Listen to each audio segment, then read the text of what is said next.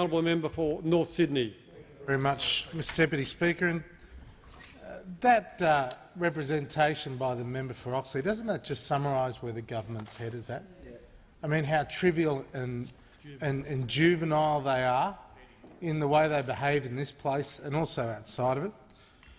And I think Australians will rightly be pretty upset about the fact that this government is more concerned about itself and about their own jobs than they are about the jobs of everyday Australians. And I think the Australian people will be rightly concerned that this mob is more focused on its own survival rather than the destiny of the Australian economy. And of course, what's coming back to haunt the Labor Party are their own words. Their own words. And nothing encapsulated that more than the Treasurer who stood in this place in May last year and in his budget speech made an emphatic proclamation. He said, quote, "The 4 years of surpluses I announced tonight are a powerful endorsement of the strength of our economy, resilience of our people and success of our policies. In an uncertain and fast-changing world, we walk tall as a nation confidently living within its means." That's what the Treasurer said May last year. Now, I would suggest that if delivering a surplus is an endorsement of Labor's policies, then nothing could be a clearer sign of failure than Labor's delivery of a $19 billion deficit. They set the benchmarks. We didn't set the benchmarks. They set the benchmark of economic success as their ability to deliver a surplus and live within their means. Worse still, according to the budget papers, there will be no surplus until 2017, 4 years and 2 elections into the future. And the Treasurer committed to a surplus this year on more than 350 occasions. So I can understand why Australians are confused about the message coming from the Treasurer and this government. After all, the Treasurer told us that delivering surpluses was about jobs and growth. They've always got a mantra. They've always got a focus group-tested mantra. Jobs and growth, jobs and growth. Their view is if you repeat it enough, the Australian people will simply believe it. But the Australian people don't. The Australian people are much smarter than the Labor Party will ever give them credit for. And of course, nothing will exemplify that more than the observation from Nouriel Roubini this week. Nouriel Roubini is arguably the finest economic analyst in the world and has been given credit on numerous occasions for picking the GFC when others didn't.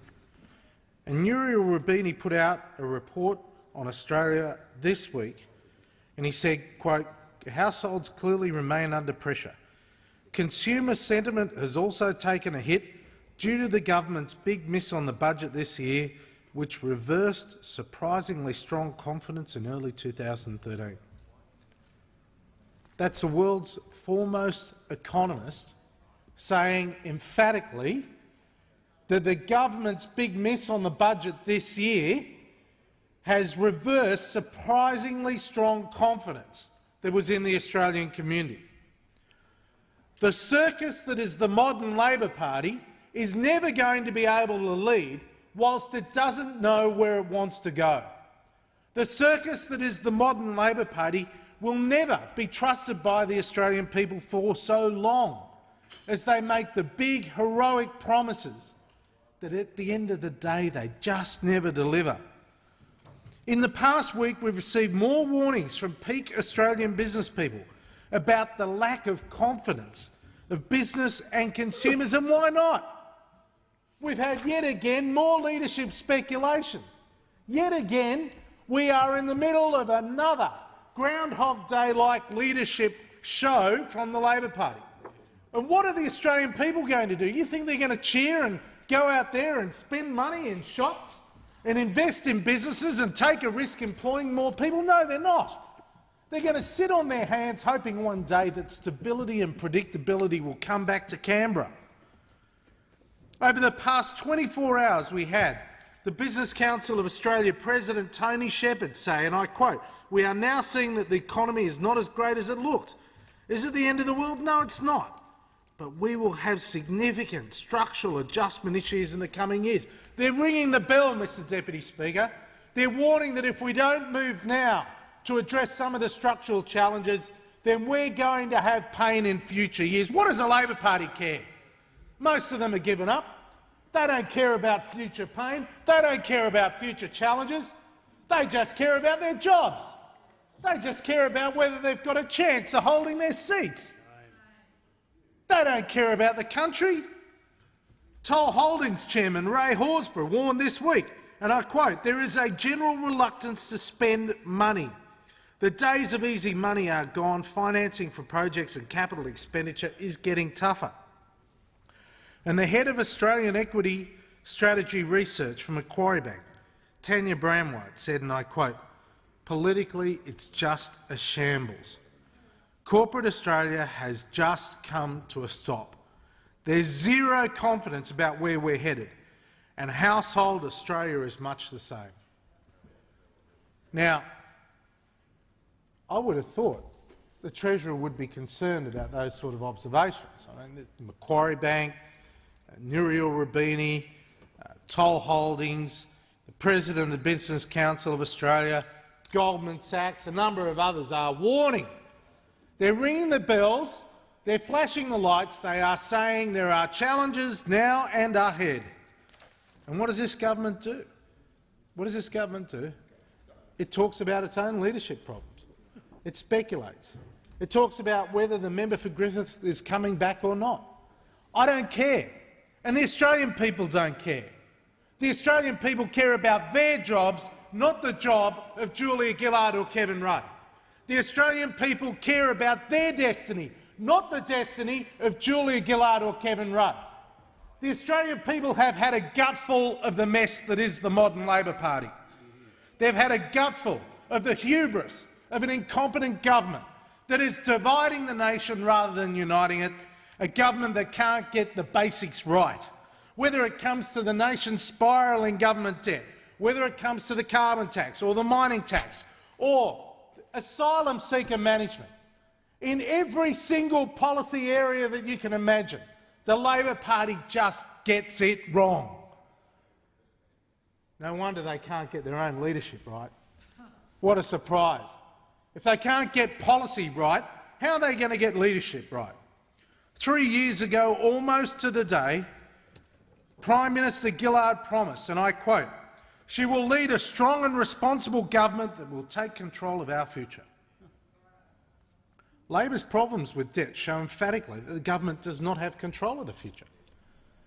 Labor didn't trust themselves when they came to government, so they introduced a debt cap of $75 billion. And they broke that. They said it was a GFC, and they had to break that debt cap of $75 billion, and they increased it to $200 billion. And they said, look, this is the financial crisis. We've had all this money ripped out, and we've got to increase the debt cap to deal with it. And they said, this will be the worst of it, don't worry, $200 billion. But then they kept spending. They kept spending money they didn't have. They kept spending money on pink bats and school halls. You know the Labor Party is still building 32 school halls today as part of a stimulus package for December 2008. And of course they were handing out $900 cheques to dead people. How does a dead person stimulate the economy? That's going to be a great trivia question into the future sometime. And what about all those pink bats?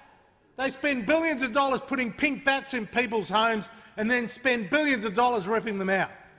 Well, they might as well have painted rocks white for all that was worth, but the cost was deaths. Deaths of young Australians putting those damn pink bats into people's homes. No apology from the Labor Party for that. But when it comes to debt, not satisfied with $200 billion, they said, look, I'm sorry, we're going to have to increase it again. We have to go to $250 billion. And then the next budget they said, look, where's that money gone? I'm sorry, we're going to have to go further. We're going to have to go to $300 billion, but don't worry, we're never going to get above $250. Ever. Never, never, We'll never go above 250, but just in case. And we said, hang on, don't trust Labor. They're like someone who can't control their spending and keeps going back to the bank manager and says, look, can we increase my credit card limit from 5,000 to 40,000, and coming back 50,000, next week 70,000? They're just the same. They don't live within their means. And what happens? Well, of course now it revealed in Senate estimates that in fact the debt cap of $300 billion just isn't enough. At the end of this year, according to the last budget, they'll get to $290 billion of government debt. But early next year, sometime, they'll get over $300 billion, and someone into the future will have to address that. And as the Treasurer said, with his well-renowned courage, the courage that would have been most often found on that yellow brick road, the courage that the Treasurer has, he said to Neil Mitchell at budget time, he said someone else will have to worry about that, increasing the debt limit. Someone else will have to worry about that. You know, there's been one consistent theme about the incompetence of the Rudd and Gillard governments. It's that Wayne Swan has been the Treasurer the whole way through. How about that? What a surprise. He has been the one consistent theme. He's been the one person that keeps making these big heroic promises. Of course, he joined current Prime Minister in committing Labor to not having a carbon tax. He said on 7:30 report it was absurd. Even suggested it was typical of the Liberal Party to suggest that the Labor Party would introduce a carbon tax, and then they did. And this man, who was brimful of courage, didn't even have the courage to turn up at the press conference in the Prime Minister's courtyard and say we're introducing a new tax. He was cowering under his desk in the Treasurer's office. Normally a Treasurer is there when you're introducing a new tax, but not when it comes to the carbon tax. Oh no. But Monday next week, he's the man that is going to deliver an increase in the carbon tax. It's going up 5% next week to $24.15 a tonne. Gee, that's got to be good for Australia. $24.15 a tonne for carbon tax next week. Given that New Zealand has a carbon tax of 75 cents a tonne, and given that the Europeans have a carbon tax of around $6 a tonne, you would think we would not want to be at a competitive disadvantage to those people. But no, the Labor Party somehow believes it's great for Australia to have a tax at a level that no one else has, and to have it implemented on energy which flows right through to every aspect of the economy. And how about that mining tax? What a cracker that was. Only Wayne Swan can introduce a tax that doesn't raise any money and brings down 2 Prime Ministers. Only he could do that. And he's accomplished at this, over-promising, under-delivering. A tax that was meant to raise $30 billion, but ends up raising $3.3 billion, Mr Deputy Speaker. That's a cracker. To go through all that political pain of a mining tax and then have it raise no money. But the problem is that Labor spent what they thought they were going to get, and they continue to borrow to make up that gap. And they're borrowing from you, the Australian people, and they're borrowing from our children. And somehow they think that's great governance. Well, it isn't. And the asylum seekers, it's now cost $10 billion. Kevin Rudd's failure on asylum seeker boats has cost $10 billion. More tragically, 45,000 people have come on boats to Australia, and it's averaging around 3 a day now. 3 boats a day now. Not reported everywhere, but that is the most obvious signature policy failure of this government. But it's always hard to tell. And regulation, they said they'd deregulate, and they've abolished, to their great credit, 1,000 regulations since they've been in government. The problem is they've introduced 21,000 new regulations. No wonder red tape and green tape is killing the Australian economy, and the list goes on. The bottom line is this, Mr Deputy Speaker. The Labor Party doesn't know how to govern the country. The Labor Party doesn't know how to govern its own party. The Labor Party cares more about their own jobs than they care about the jobs of the Australian people. They care only about their own finances.